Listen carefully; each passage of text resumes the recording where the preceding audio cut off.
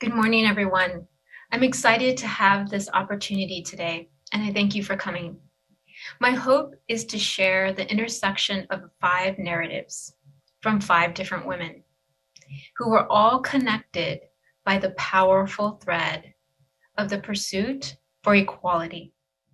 The title of my presentation is called The Progress Made by Good Trouble. Let's get started. John Lewis coined the words good trouble. And many of you know he was an activist in the civil rights movement. He didn't just coin the words, though, he really did live them. Even had scars on his body from the protests and work he did to advance civil rights. And this quote by him is so powerful. Never, ever be afraid to make some noise and get in good trouble, necessary trouble. So I wanted to start today by honoring him and recognizing his life and his legacy. The woman that I'd like to talk about today was born in 1906. She earned a master's degree in science. And after that, Miss Black, Eileen Black, learned that she received only 2/3 of what a white teacher received for the same job. It was a common occurrence for African American educators. In fact, at that time, a white male school janitor made more than she did. In October 1938, Ms. Black petitioned the school board to base their educators' salaries on experience and qualifications rather than race or color. The board refused her petition, saying that she had already signed her contract, so it was too late. With the backing of the Teachers Association and the cooperation of the NAACP, she filed a suit in March 1939, marking her as the first teacher to file a salary discrimination suit in the state of Virginia. She was accompanied by a team of attorneys, one of which was Thurgood Marshall. Her case was dismissed and then appealed to the Supreme Court, but when the school board retaliated against her by firing her, according to the court system, she no longer was an employee. Therefore, she no longer had a case. Another case that went to the US Supreme Court after that eventually won, and Ms. Eileen Black was reinstated to her job in 1941.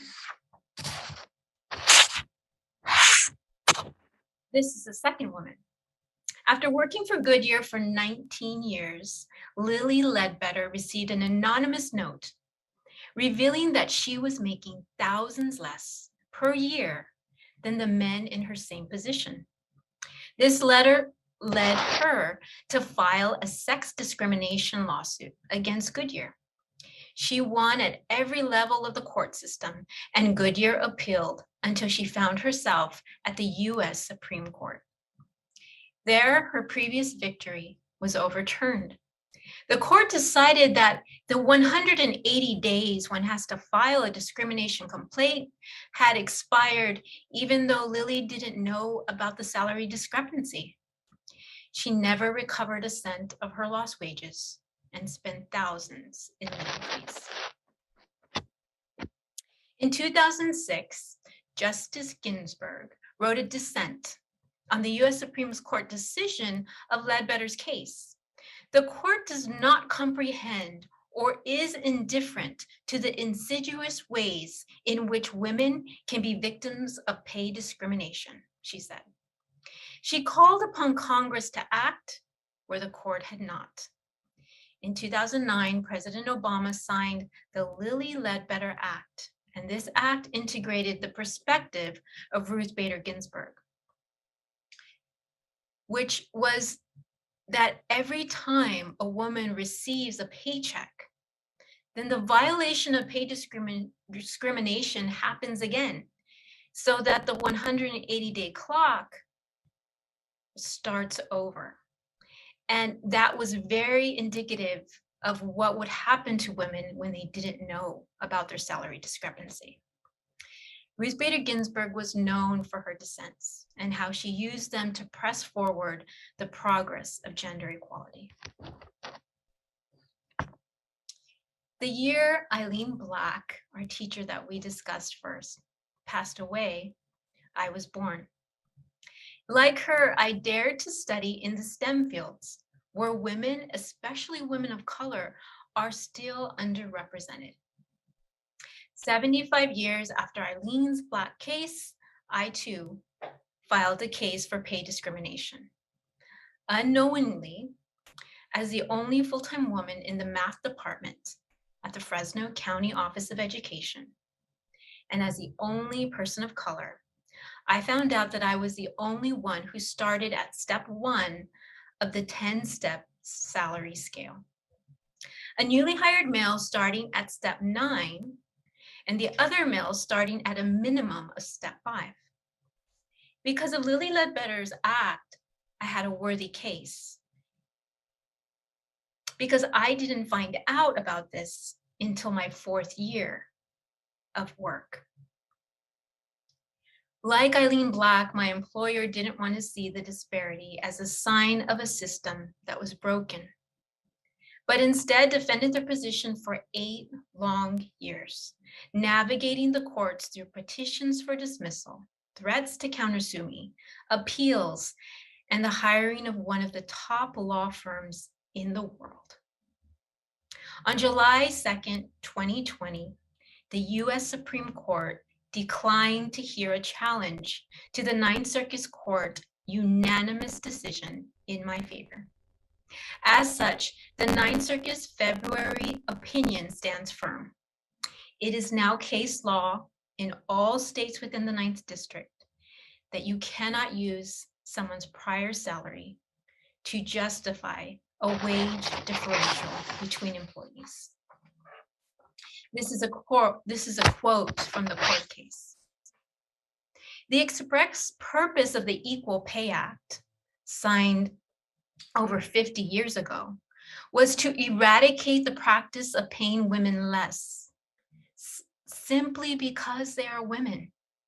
Allowing employers to escape liability by relying on employees' prior pay would defeat the purpose of the act and perpetuate the very discrimination the Equal Pay Act aims to eliminate. Those were some words from the Ninth Circuit Judge Morgan Christen. What seemed like a neutral policy at the county office made the wrong assumption. It made the assumption that we all come from equal pasts. It made the assumption that we all come from equal histories and equal standing. If you are a person of color, that is not true. And if you are a woman of color, then that intersection even makes it more untrue. October 29th is Latina Equal Pay Day this year. The day that on average a Latina must work into the future to be paid the same as a white male did the previous year.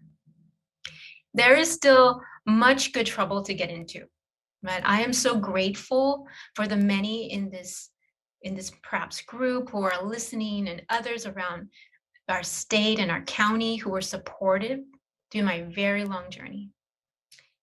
And I like to end with just one more story. Let's jump back quite a few generations to July of 1864, to a 10-year-old girl from a Yaqui tribe, a Native American tribe, and her name was Lucia Martinez. She had been captured by Apaches and escaped.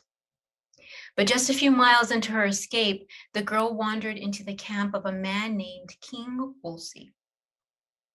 King Woolsey is known as a pioneer of the West, and his excursions into the Apache country made him a bit of a local celebrity. He was even elected to the first territorial legislature.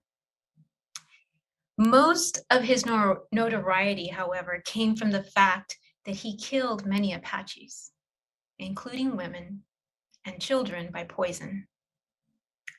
After Woolsey took possession of this girl, he and his fellow lawmakers approved a 500-page legal code governing the conduct of women, men, minors, adults, whites and Indians, citizens and slaves. And interestingly enough, the code fixed the age for sexual consent for females at 10 years old. So it is no surprise that he took that young girl as a slave, put her to work in the kitchen, and 3 years later, she bore him the first of 3 children. When she was 17 years old, King Wolsey decided to marry a respectable woman, a Southern woman, who wanted Lucia and her children out of sight. Wolsey separated Lucia from her daughters, sending them to separate ranches. This devastated Lucia. In response, she did what no indigenous woman had dared to do. She sued for custody of her children. After gaining a visitation by the judge, Lucia later dropped her lawsuit, realizing that both the judge and the jurists were friends of Wolsey's. Not long after that, though, Wolsey died.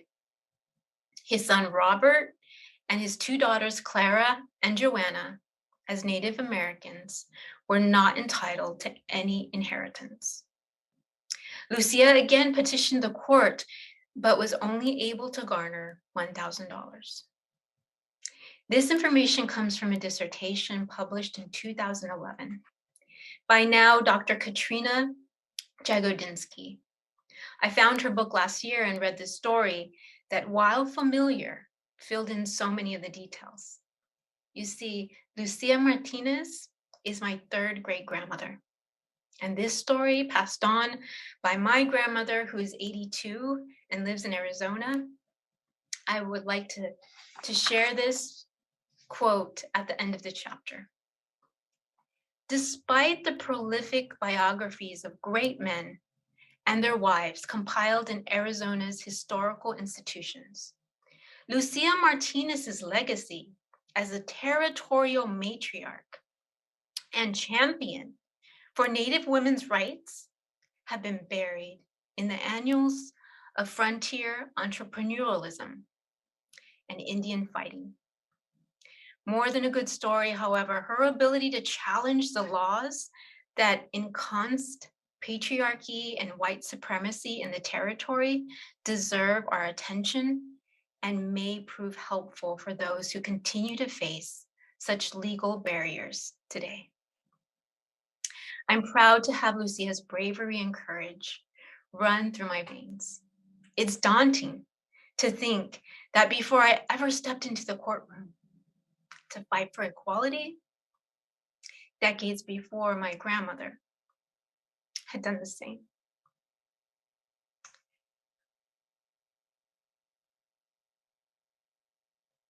Ruth Bader Ginsburg's quote about dissents is very important.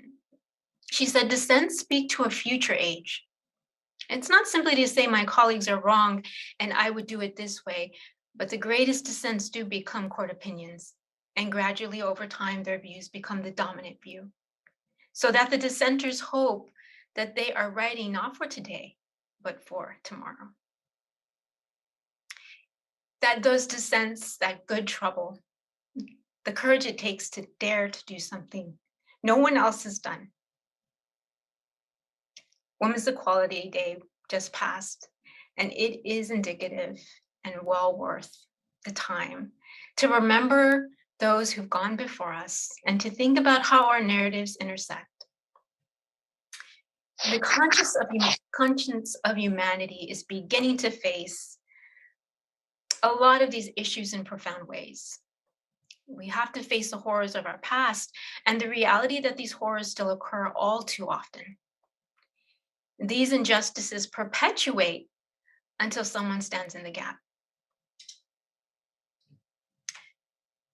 So it is important that we remember that, and I thank you for hearing these stories today. What we're hearing about these stories is important to also take into consideration that these warriors of equality were made in the small moments. You know, when John Lewis was a boy, he tells a story of asking his parents why he had to sit at a certain place in the movie theater. Just a question that someone had to dare to ask. When Eileen Black wrote that letter at her desk in her home, it was just a letter. She became a warrior. When Lily Ledbetter read the note that was left in her locker and decided to do something about it, she became a warrior. When my daughters ran into my arms, when I got home from work with the response to my first inquiry about my pay discrepancy, I knew I had to do something about it because the world I pass on to them in the workplace must be better. So my case is over, and the victorious ending is one I hope we can all share. But the pursuit of justice continues. If my story or any of the other ones I shared has inspired you today or reignites the flame of your advocacy work, then it is all worthy. Not all of us are called to the same experiences, but I believe we are called to do something. Because that's the moment that you become a warrior too. So thank you again for letting me share my story. And I wish you the best. Stay safe and stay healthy.